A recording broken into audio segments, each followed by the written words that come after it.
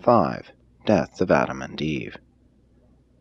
Not long after the establishment of the second Eden, Adam and Eve were duly informed that their repentance was acceptable, and that, while they were doomed to suffer the fate of the mortals of their world, they should certainly become eligible for admission to the ranks of the sleeping survivors of Urantia.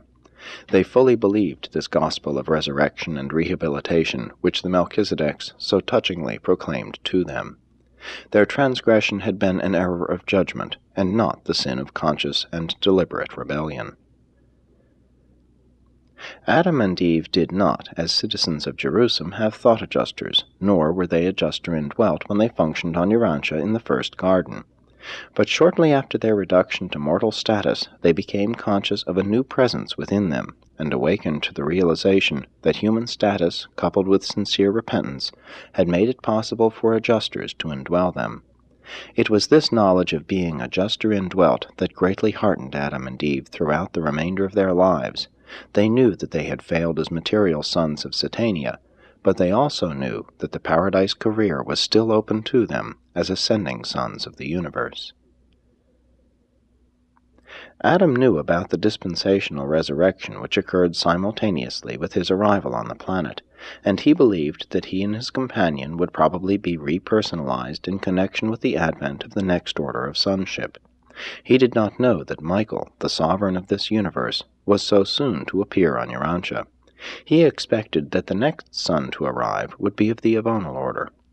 Even so, it was always a comfort to Adam and Eve, as well as something difficult for them to understand, to ponder the only personal message they ever received from Michael.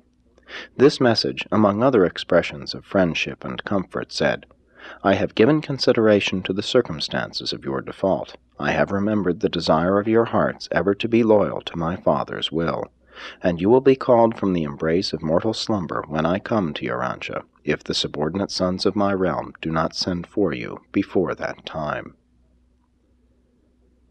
And this was a great mystery to Adam and Eve. They could comprehend the veiled promise of a possible special resurrection in this message, and such a possibility greatly cheered them, but they could not grasp the meaning of the intimation that they might rest until the time of a resurrection associated with Michael's personal appearance on Urantia. And so the Edenic pair always proclaimed that a Son of God would sometime come, and they communicated to their loved ones the belief, at least the longing hope, that the world of their blunders and sorrows might possibly be the realm whereon the ruler of this universe would elect to function as the Paradise Bestowal Son.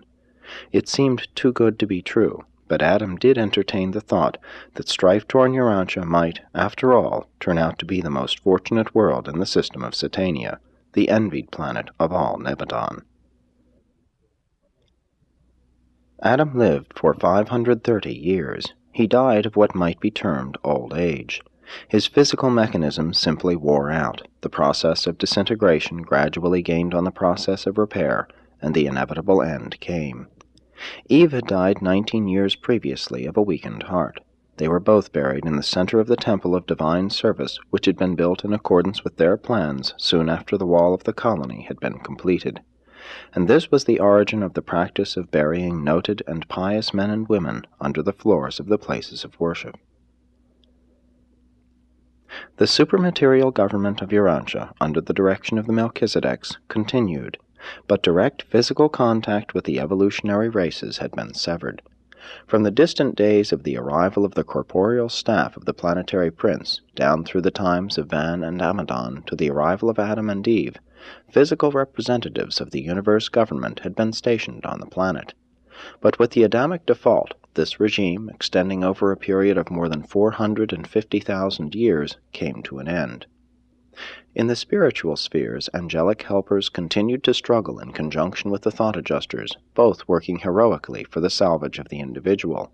But no comprehensive plan for far-reaching world welfare was promulgated to the mortals of Earth until the arrival of Makaventa Melchizedek in the times of Abraham, who, with the power, patience, and authority of a Son of God, did lay the foundations for the further uplift and spiritual rehabilitation of unfortunate Urantia.